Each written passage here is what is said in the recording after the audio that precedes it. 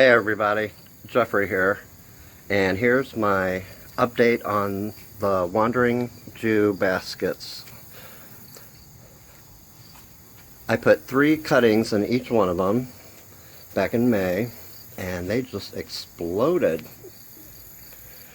Don't mind the trash cans, they have to be put out yet. And then here's another one over here.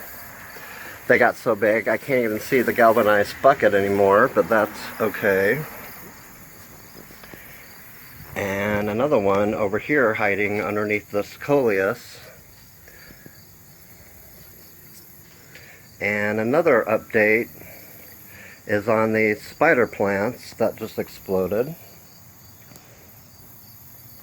I am just now soil propagating some new ones.